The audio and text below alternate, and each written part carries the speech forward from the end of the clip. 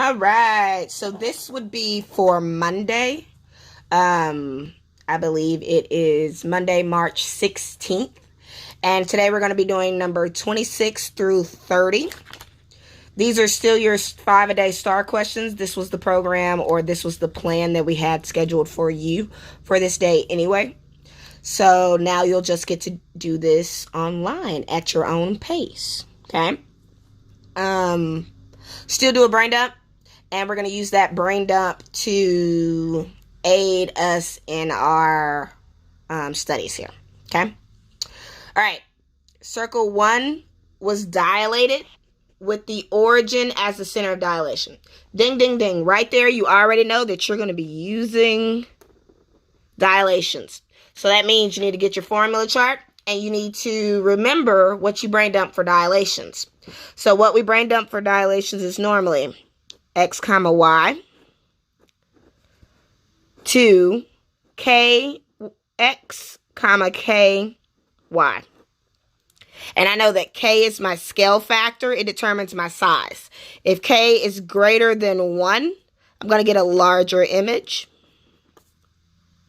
If k is less than 1, get a smaller image. Okay? All right, cool. Now, I know it was dilated from 1 to 2, so that means 1 was the original, and 2 is the new. Also known as 1 is the pre-image, and circle 2 is going to be our image. So what I have my kids to remember, you put new over old, or image, pre-image. So you remember those, okay? All right, cool. So my image, or my pre-image, or my old is in the center. It's the small one. And my new is the big one. So I now automatically know that I got a larger image. So my scale factor is not going to be less than 1. It says, which rule best represents the dilation applied in circle 1 to create circle 2? Well, look at my rule. Based on that rule alone, let's look at these answer choices. F multiplies, G multiplies, H seems to add. There's no addition in dilations, so H is out. And J seems to subtract. There's no subtraction in dilations, so J is out. Now I'm only left with F and G. Awesome. Again, your STAAR exam will allow you to get rid of 2 dumb answer choices. And these were our dumb answer choices because when we add and subtract, that's a translation, not a dilation. So here we go. Back to our original answer choices, F and G. I need to know which one has a larger scale factor. Well, let's see. If I use my calculator, 3 divided by 8 gives me a number less than 1. If it's less than 1, it's smaller. And I know it got bigger, so F is out. That only leaves G as my answer, but let's check just in case. 8 divided by 3, larger than 1, so there's my answer. Okay? That brain dump got rid of 2 answer choices. And then your last 2 answer choices were also part of your brain dump. This is why brain dumps are so important. They help you get rid of dumb answer choices and guide you to the correct answer choice. 27. The manager of a restaurant recorded how many people were in different groups of customers and how much those groups spent on food and beverages. The scatter plot below shows the data she recorded. All right, keyword here, I'm dealing with scatter plots. Based on the scatter plot, about how much money would a group of 10 people be expected to spend on food and beverages at the restaurant? Well, here's my scatter plot. I'm looking at it and I see, well, 10's this line here. So I'm going to go ahead and draw on this line. Awesome. Because that's what I'm looking for. 10 people. Now, this other one, it's not all the way reaching up there. So this is where you take your formula chart that you brain dumped on, fold it in half so that it's straight, and you use it to create a straight line or a trend line for your scatter plot. You want your trend line to be in the middle or as close to the middle as possible before you draw it down, okay? All right, so there we go. My line might be a little off because measurement was not my thing. But here we go. Here goes nothing. Boop. All right, so there's a trend line.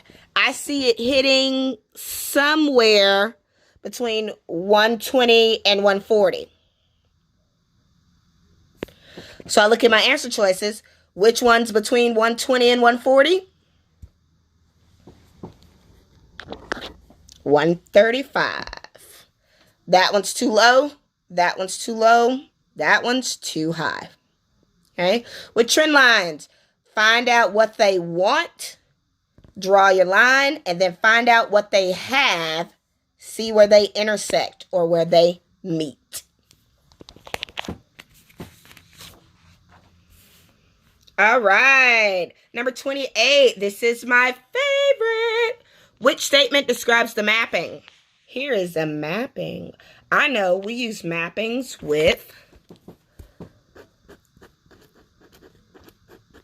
functions. Oop, so I get to sing my song. Woo, woo, woo. Here we go. 1, 2, 3. It's all about that X. About that X. No double. Draw a vertical line. Hits twice. That's trouble. The key to this song, I know it's cringeworthy. I know it's annoying. But the key is you focus on X.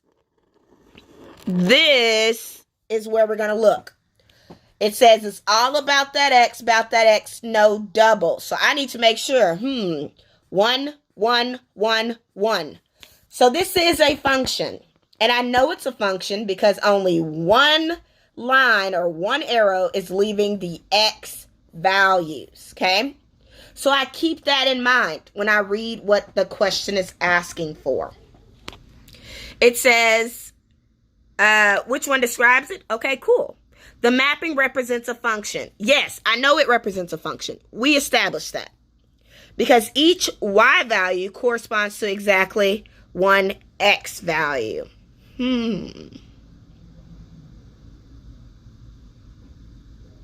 Is it about the Y or is it about the X? If only we had a song. Sing it with me. It's all about that X, no double. So I don't worry about the Y. I worry about the X. So F is out. G, the mapping does not represent a function. But it does. So that one's not the right answer. H, the mapping represents Y as a function of X because each X value corresponds to exactly one Y value. Uh-oh.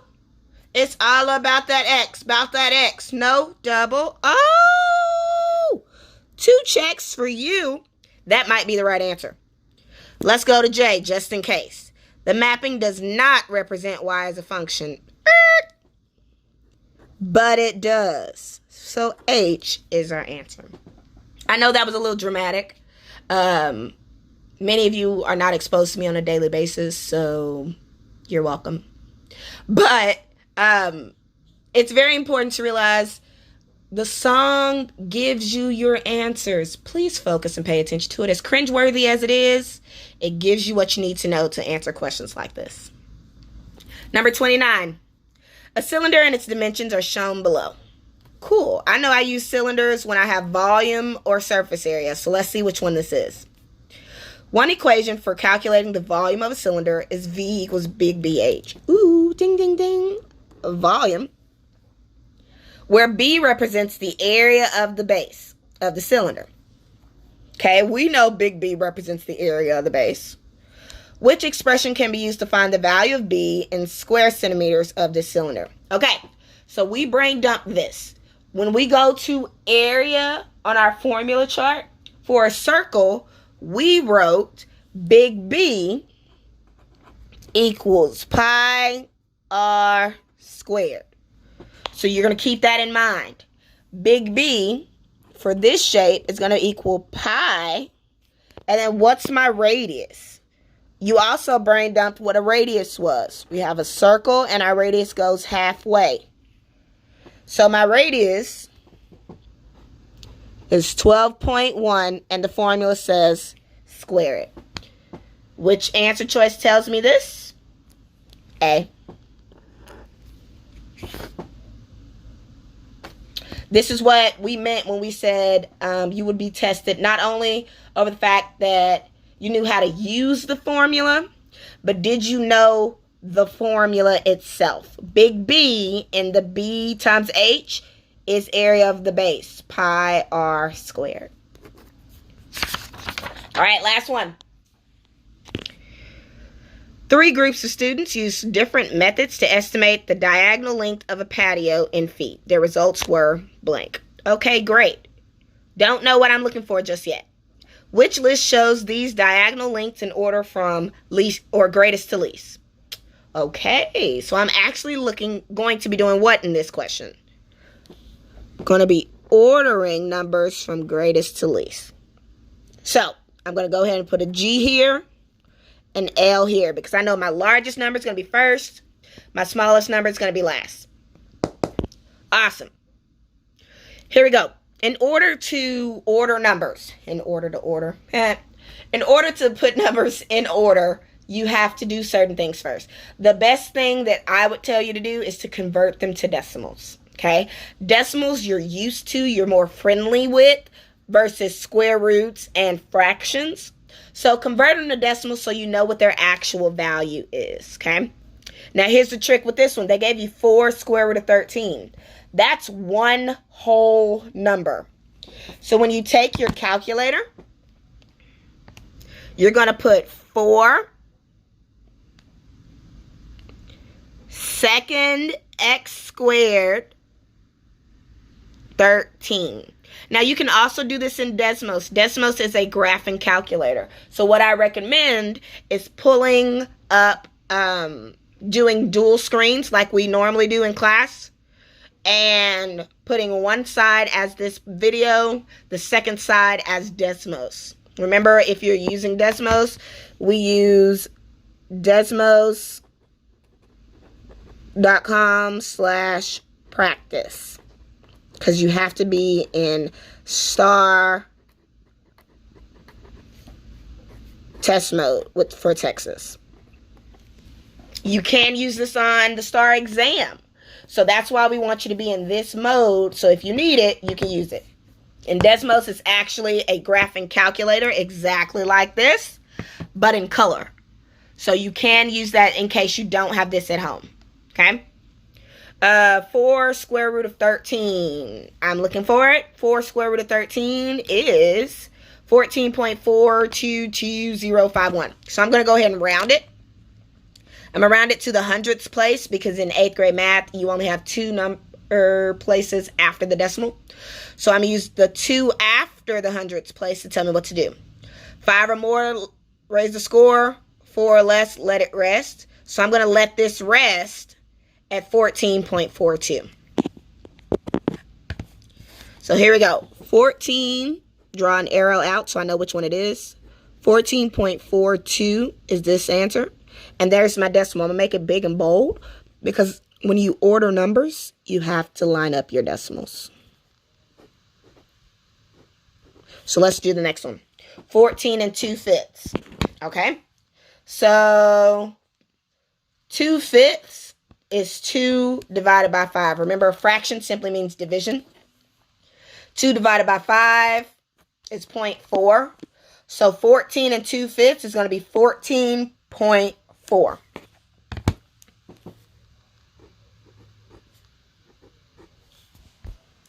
And then the last one is already in decimal form, so we just rewrite it.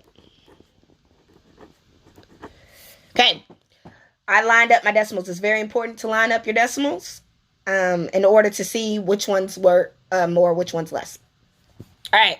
So I've got, once my decimals are lined up, I need to figure out if they are, or what their value is, if it's more or less.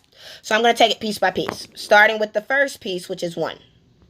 1, 1, 1, 1. Can't tell the difference, so I move over. 4, 4, 4. 4. Can't tell the difference there. Gotta move over. 4, 4, 3. All right. So the 3 I know is less than 4. So automatically this last one is going to be my least. It's going to be at the end with my L. So 14.33